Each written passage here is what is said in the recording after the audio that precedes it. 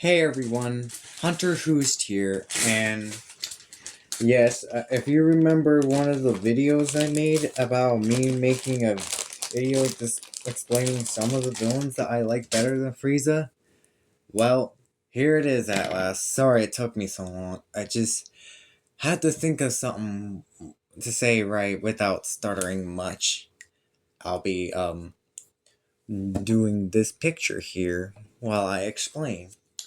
So, let's get the basic idea of Frieza out of the way first, shall we? What did he commit? But most importantly, but for me to like a villain, honestly, before we continue, is their backstory, which makes me think what makes me feel guilty, what makes me like them or hate them. Frieza is an example of a villain that I hate so much. His backstory, I'm assuming he was raised by his father, like a spoiled brat, kind of like how my dad does with a Zeb, basically. But except with Frieza, it's on a larger scale to the point that he's treating a certain alien race like complete shit. This is my opinion. Any Dragon Ball fans out there complaining, either agreeing or disagreeing, be my guest. But no power scalers. If you read my thing on the channel. Anyways, he has the entire Saiyan race under his rule to conquer other planets so that way they can be sold to higher bidders. Which, I don't know why the fuck would anyone do that, honestly. But universe is cruel. What can I say? Anyways, with the Saiyans doing most of his dirty work, he, depending on which version you want to, which Dragon Ball you use, Z or Super, I quote, fear on the legend of the Super Saiyan, which the way he destroys Planet Vegeta in both the Z and Super, I find it bullshit. That's not showing fear or showing second thought or so. He was like literally laughing at the planet's destruction. Like, how fucked up in the head are you, you bastard? Anyways, did I also mention that that Frieza is Akira Toriyama's creation of a character based on real people in Japan? I came across an article like a few weeks ago reading that. I was like, I gotta read it myself, but I'm assuming it has to do with the racism and people who keep certain people alive and let them suffer for so long to the point that the victim endures the pain so much to the point that they burst into tears so much. Yeah, that is what Frieza exactly did to Vegeta. My poor guy Vegeta. I know, I have a figure of him, the one I use in my videos, but as I'm looking at him while making this video, I still feel bad as if he's a real person, even though he's a fictional character like Goku and Rexy. But I'm not entirely sure if I don't if I. So basically, I've been watching some clips of Dragon Ball on YouTube. I even read the websites too, though I don't own the DVD or so. But that's okay, or any mangas. And to make matters worse, he decided to go stronger and beyond. I think to Golden Frieza. I think if I remember right, it was one of the comments or something that I read, either from an article or one of the YouTube shorts or videos, that believe that Frieza's golden form is to mock the Super Saiyan form, which. You serious right now? Are you serious? Anyways, but that's not it. Though I don't have a manga, but I've seen images of it on YouTube or so. I've seen fan animations of Black Frieza.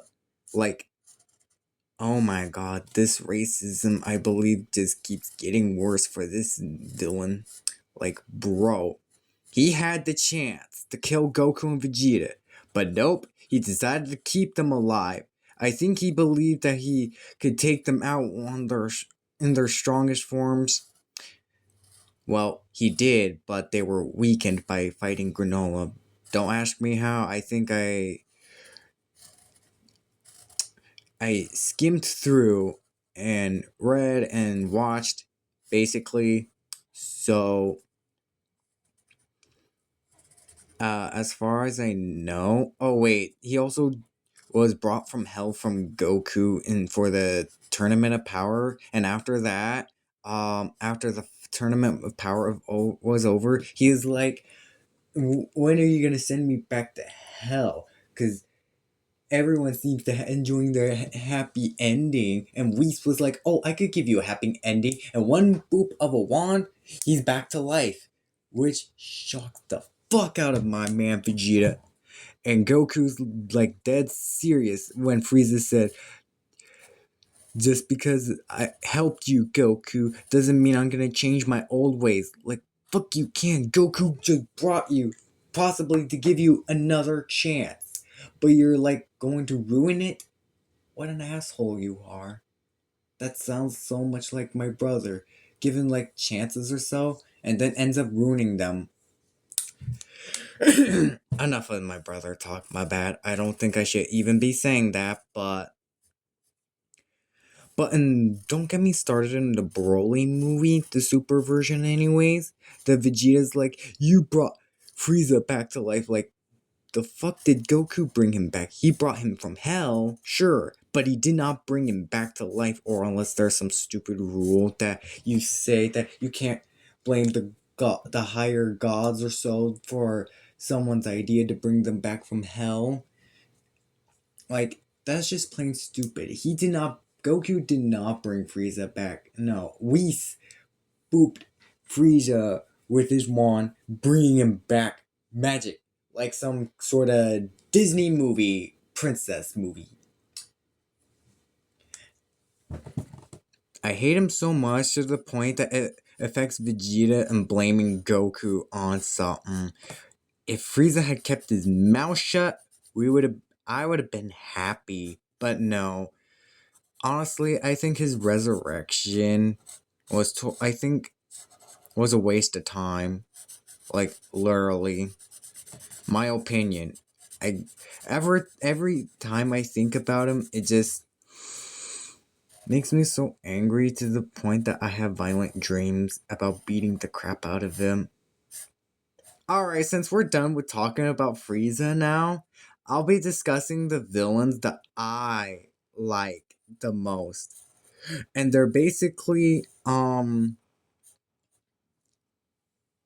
mostly the ones from the Jurassic franchise. So let's start with the Asset 87. The one dinosaur that caused so many T-Rex fans to get pissed off since 2001. So his backstory is a mystery, but by judging by the looks of the lab and reading the official website of Jurassic Park Wiki, it's Asset 87 is actually an illegal clone brought back in 1999, and it's possible that Henry Wu was the culprit to it. It's unknown, but he was abandoned and left there on the island for him to defend himself, which, jeez, that's like abandoning your infant in the middle of the woods, exposing it to dangerous predators. Like, bro. Though it's a cloned animal, though. But yeah, Asset 87 managed to survive that. And managed to survive many encounters and many possible. I'm sorry, my bad. Any possible encounters with Rexes, Raptors, possibly Dilos and Baryonyxes, a Ceratosaurus that was seen in Jurassic Park 3, and pterosaurs. Yes, pterosaurs can feed off of babies too if some of you aren't aware of this. But anyways,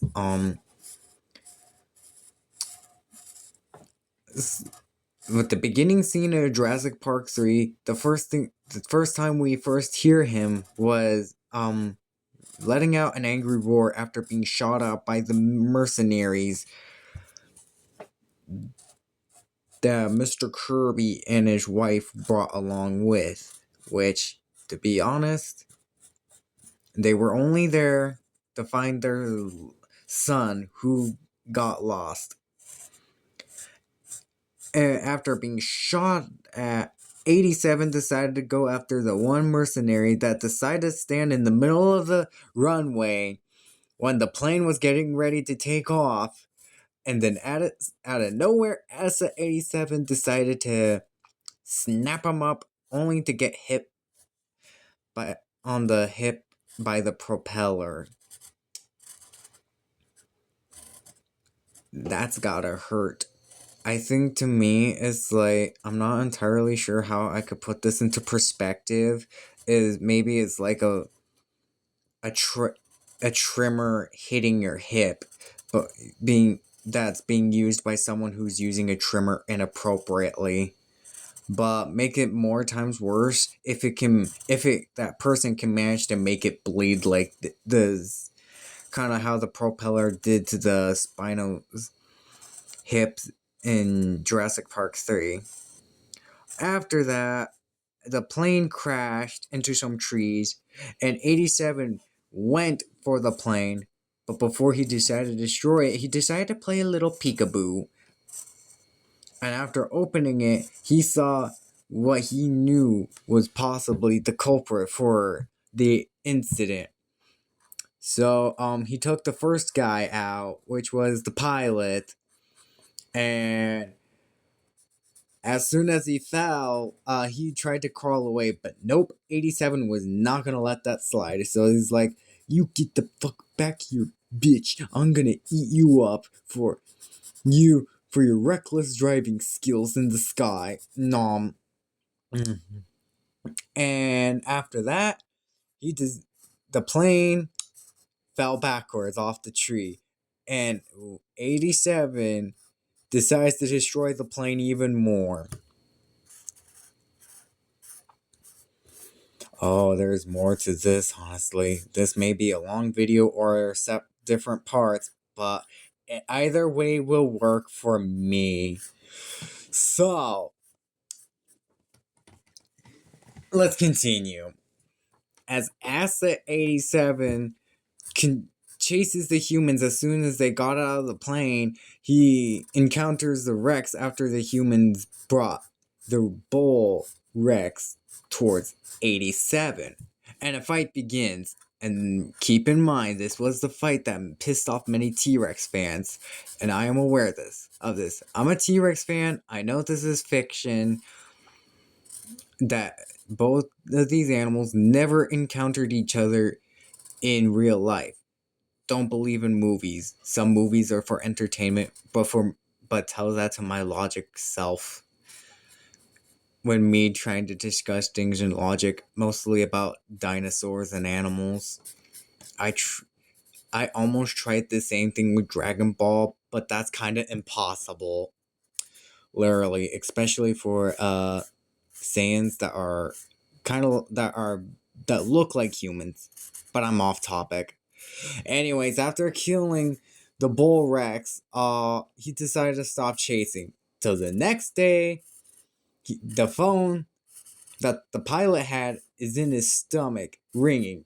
I have a feeling that Asset 87 decided to set this all up for the humans to reunite, to turn it into one unlucky death note for those humans. Because, of course, he did not fucking give up. And the most terrifying thing that I did not know until I realized that I came across a video was the fact that Asset 87 somehow managed to get there without making the loud stomping noises. Which, keep in mind, I believe it was more louder than the casual Rex stomp in the Jurassic franchise. So, after chasing the humans and the two of Alan Grant and the boy, I forgot his name. I'm not good with most human characters. I mostly focus on the dinosaurs and the monsters. But after the failed attempt of trying to snap his jaws on one of the humans through a small hole, he turned around to walk away to make it look like he's retreating, only to find out, bam! He broke through the old fence.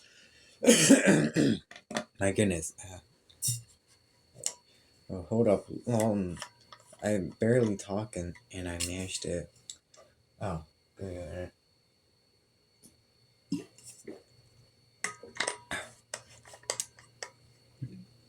Where was I? Oh, yeah. He managed to break an old fence, but he couldn't break through an old door, which, when you got a metal thing through it, oh, wait. It wasn't metal, or was it wood that was blocking the doors? I gotta watch those movies again. I'm more into the newer ones. The older ones, I like the franchise all in general, but I tend to focus more on the newer ones. Still like Rebirth, regardless of what anyone says. Back to the topic. The point is that 87 decided to give up for the rest of the day until night came, and boy did he try to go after the humans, and I think he harmed a woman. The woman with its large claw.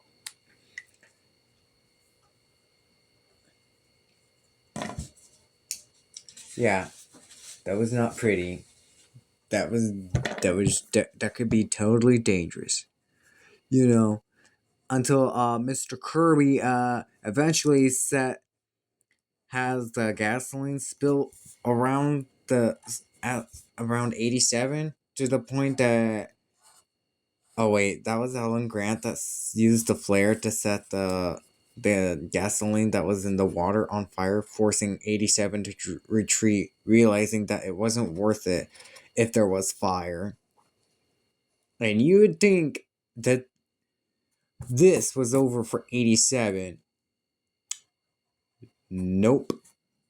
He came back in Camp Cretaceous, which I bet some Spinal fans are glad, but I bet some are still disappointed that they wanted to still see him in the movie.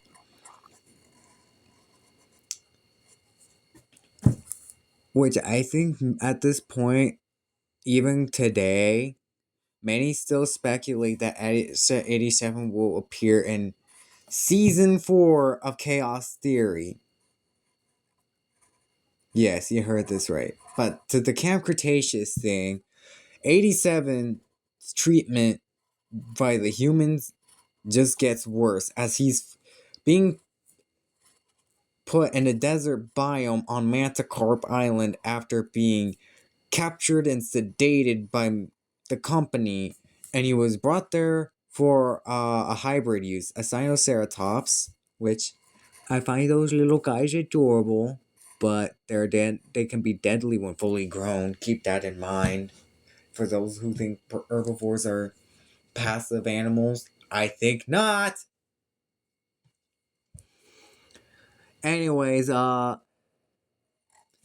he chases the campers into a canyon of some sort, where the Samilodon tries to kill them, only for 87 to snatch it up like it was nothing, and then resumes back to hunting the humans. Like, damn, you got a lot of endurance than I thought. But maybe the next villain would put his endurance to shame, maybe. There was another episode is that 87 encounters Yaz and possibly Sammy, I believe. It's been a while since I watched Camp Cretaceous. He encounters them. The Sinoceratops are like roaring at him as if they're trying to communicate, but that backfired, only pissing him off. And so he goes after them, and though he kept the door open for like a few seconds with one hand, but yeah, before deciding to let the door shut on him, realizing that it wasn't worth it once again. And I'm mismatching things, aren't I? I don't know. Let me know in the comments. As there's another episode I remembered. The Asa 87 is sleeping in the hot, scorching desert. My God, this poor guy.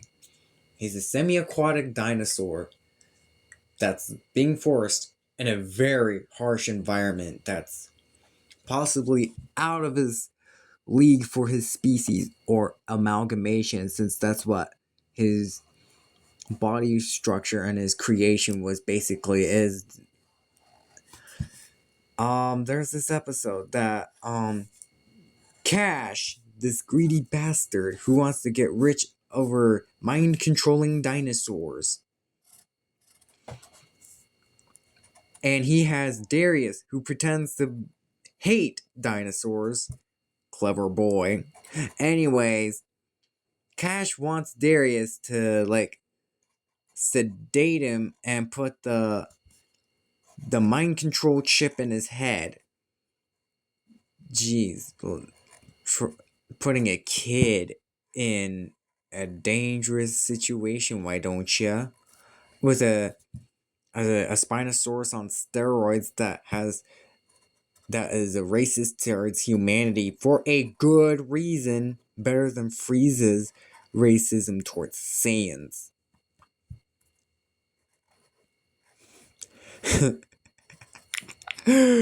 Oh my god.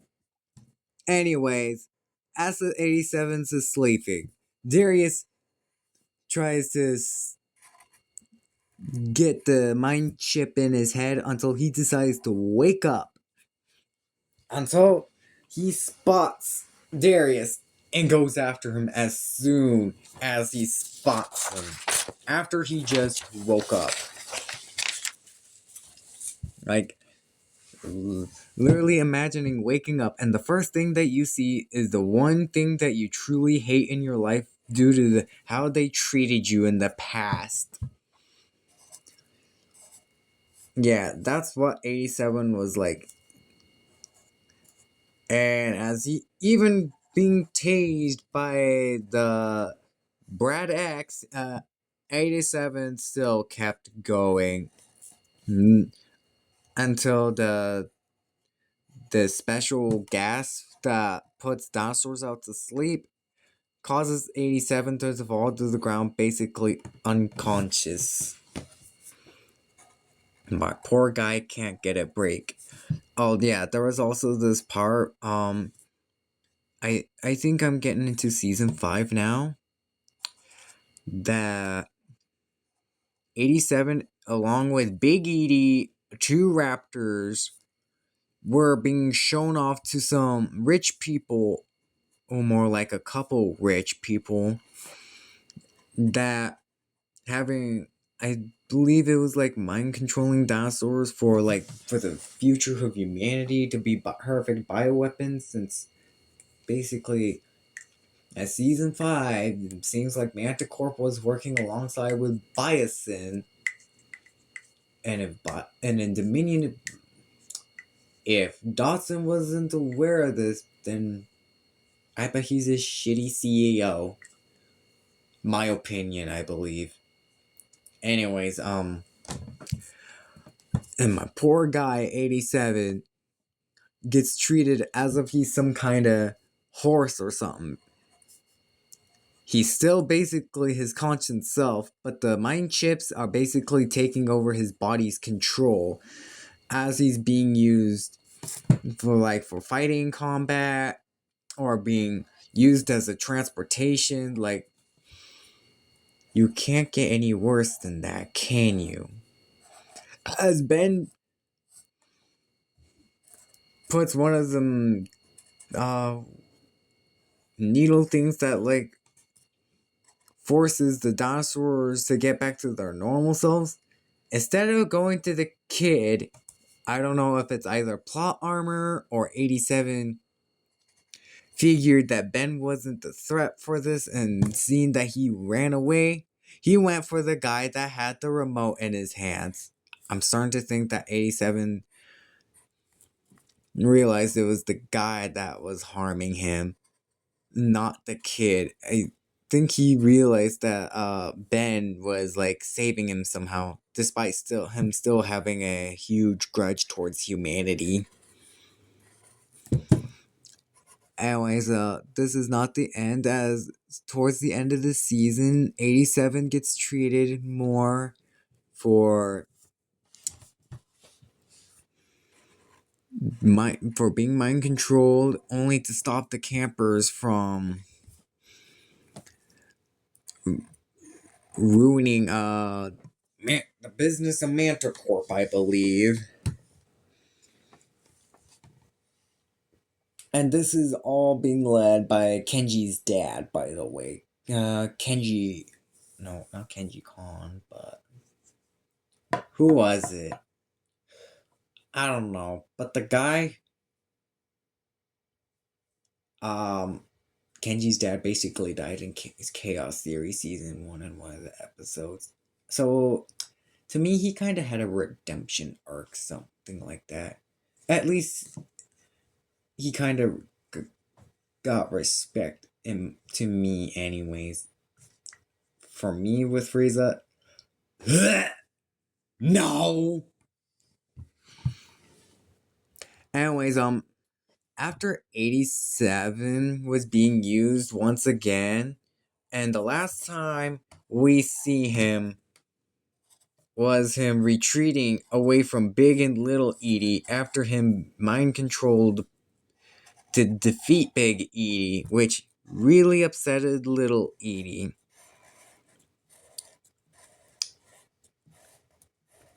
That is sad, honestly. Really sad, if you think about it.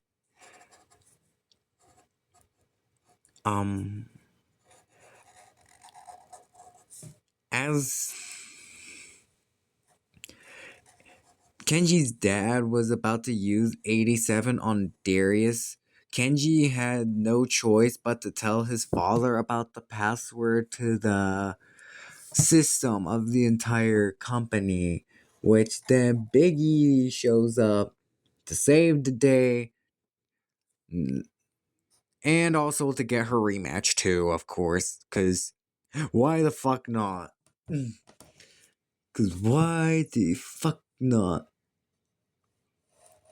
Basically, Rexes are basically vengeful in this franchise. So, while Big Edie dealt with 87 and Little Edie dealt with the guy that, one of the guys that was with Wu, but yet ended up somehow with Dotson for some weird reason, which I don't get. And then Little Edie decided to join her mother, Big Edie, to slam to force 87 to retreat. And that is the last thing, that is the last time we see him. Dang. And yet many people are to this day are still speculating that 87 will return in the future. In most likely in season 4 of Chaos Theory. Kind of like how many people wanted 87 to return in Dominion. Though it was the same thing with Toro, but that is the next bill. Either Indominus Rex or Toro should be explained. You know what, screw it. I think Toro will kind of be easy. Hopefully. Toro is said to be, according to the Jurassic Park wiki, is said to be the central antagonist, meaning that like basically like the main antagonist, but the main focus of the villain in a different series, but still canon to the franchise. Yeah, apparently Toro was put somewhere else in a enclosure due to being too aggressive, which I can understand, or maybe depends on how you raise them, is how aggressive Toro got, and that is your fault for the way he is, possibly. I don't know, I'm just guessing, but one of those can be a possibility. Anyways, as Darius and Kenji were going around his pen that's separated from the rest of the park. It's separated from the rest of the park somewhere else close to the campsite for some reason, I believe. Toro got a good look at these two and ended up going after them until Toro somehow got a scar.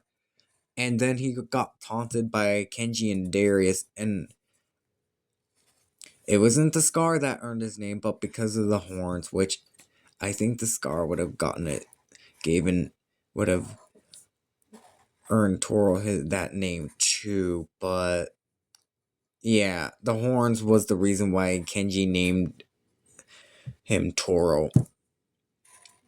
But anyways, but there is more of Toro to continue, as Toro was seen somewhere in the middle of season 1 during the Indominus' rampage. The Indominus came across his enclosure, basically saying, "If you do what I do, I'll set you free." And Toro's like, "Okay, let me out. I want my revenge on them humans." And Indominus was like, "Bet." So she used her strong arms, using them to bust open a really young cage, because one, it wasn't rusty. Not as rusty as the one ESSA-87 broke in Jurassic Park 3. And she didn't even bother kill him, because why else do you think Toro appeared at the end of season 1, seen as playing with the burrow until he started searching around for the kids again?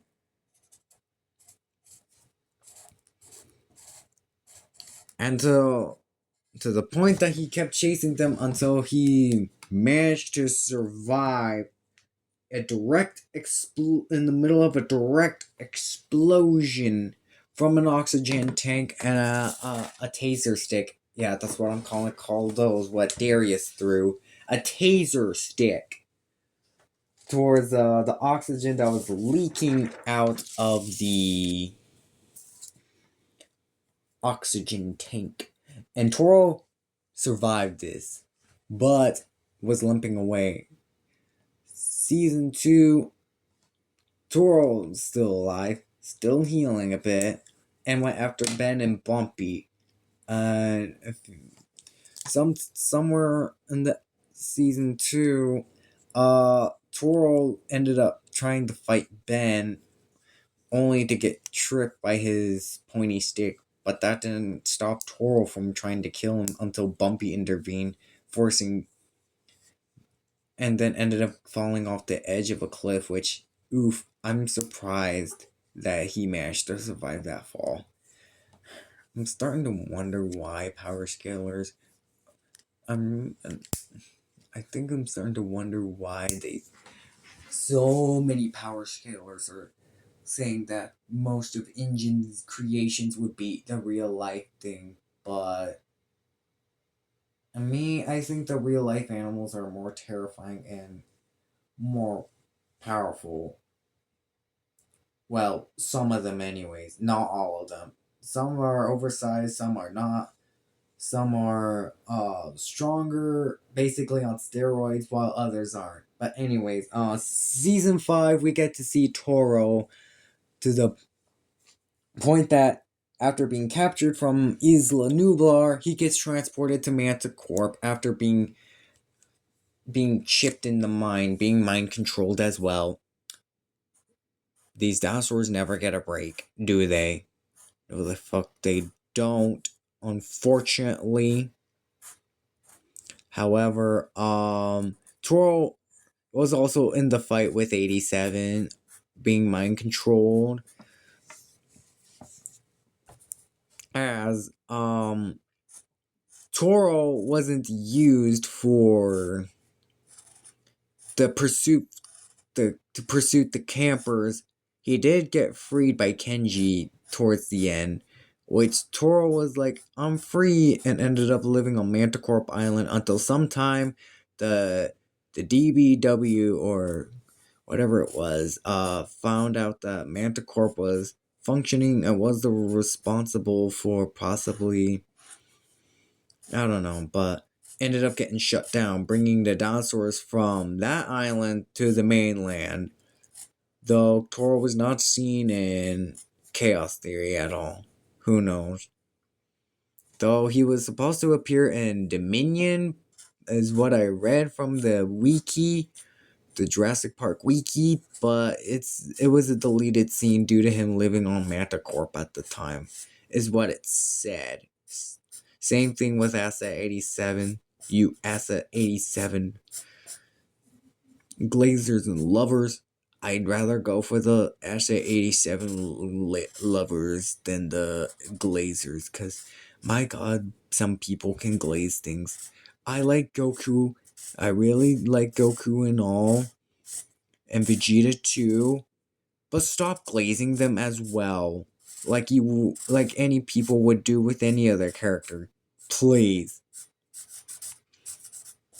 Anyways, our next villain I'll discuss is Indominus Rex. And some of you might be asking, if not, the Giganotosaurus. I'm not going to include that because basically it acted like a normal animal. Indominus Rex, oh boy, it's got a list. Surely I'll do the hybrids in another video.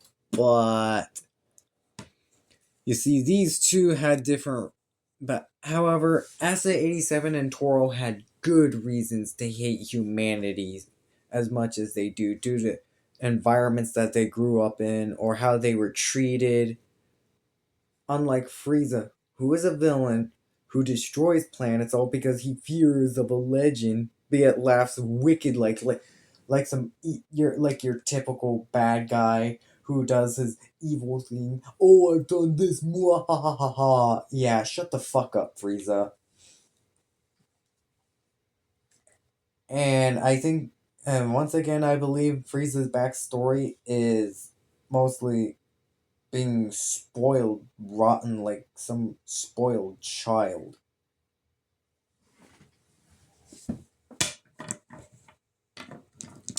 Well, next video I'll be discussing the three hybrids, the Indominus Rex, Indoraptor, and Scorpius Rex as the villains. And the D-Rex will also be a bonus to that episode too, depending on how long it for me to take. So, hopefully, and yeah, hopefully I'll also be able to get back to my mini series and my Goku X Vegeta series too. So, and also I was watching something before making this video about a Woody X Buzz YouTube video, the gacha thing, and I read something like, what was it? Let me give me a minute to think about this. Oh, wait a minute. Alright. It's like, why does this even exist? Or something like that. And someone replied, well, then why the fuck are you bothering watching it? That reply would totally be me at that point, honestly. So yeah, this is the end of this video, and I hope you enjoyed listening to it while I colored in a couple maps, though they weren't completely covering the white, but I definitely do need to get a blue Sharpie one day to finish it. Well, I hope you enjoyed the video.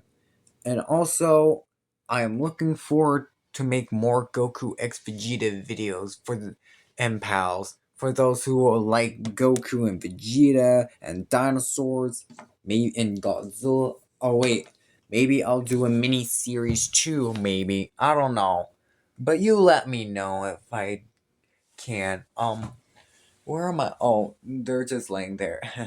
They're just laying there. My Godzilla minis, anyways.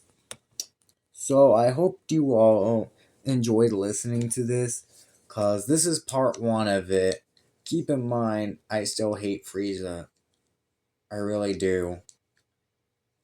So, without further ado, till next time, and don't forget, be who you are, and don't let any homophobes stop you.